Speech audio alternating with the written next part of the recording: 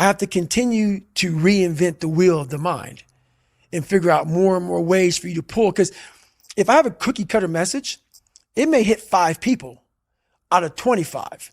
You just failed. My message needs to be in a way where I can hit all 25 people. It needs to be broad enough to where all 25 people may not like the message, but they're getting something from it. I like what you said about how the criticism that you see from people is coming from a very unique place. Mm-hmm.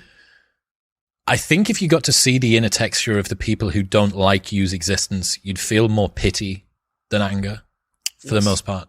I think you'd pity them. Yes. And that's a realization that's taken a long time for me to come up with, because everybody else feels, or to me, it always seems like everyone else has got it together. Mm-hmm. What do you think most people get wrong about motivation? They think it's a permanent fix. They think it's something that is a constant. They think that maybe once I get it, I'm going to hold on to it. And that's the thing about that I was telling you, that I always talk about. It's nothing is permanent. I had to look that man in the eye one more time.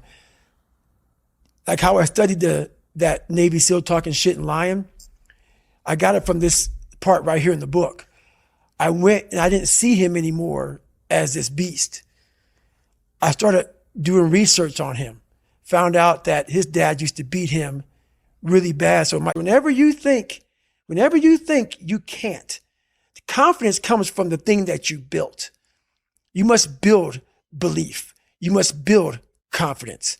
It can't be like, hey, I'm going to go knock that shit out.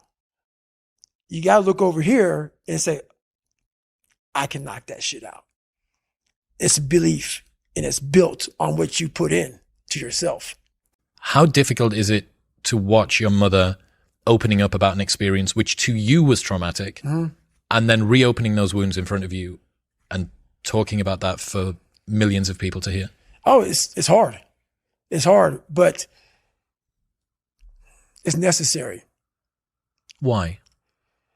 To be able to own your trauma, to be able to own everything about you and look it in the eye. What we see is this pattern of generational trauma. Mm-hmm. Your grandfather to your father to you, mm-hmm. father to son, just being passed on. Mm-hmm.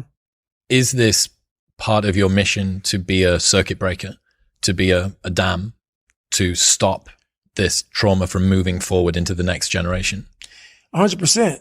But with people, I'm trying to build people up. It's about gaining control of your mind, putting things back in the proper perspective, and then saying, I really do want to be here. And I'm going to have a bunch of these 1 seconds through this 130-hour journey. And I have to learn to control these, because if I fail one of these 1 seconds, I will not be a SEAL. I will not be a doctor. I will not be a lawyer. I will not be whatever the fuck it is. So I do this interview for the BBC, and I mention in 2 paragraphs or something, but millions of people see this article. And I get back one day, and in my Instagram message requests is this message from a guy, and I kind of recognize his name, but not fully. So I open it up, and this guy says, hi, Chris, you might not remember me, but we went to school together. I bullied you. Right.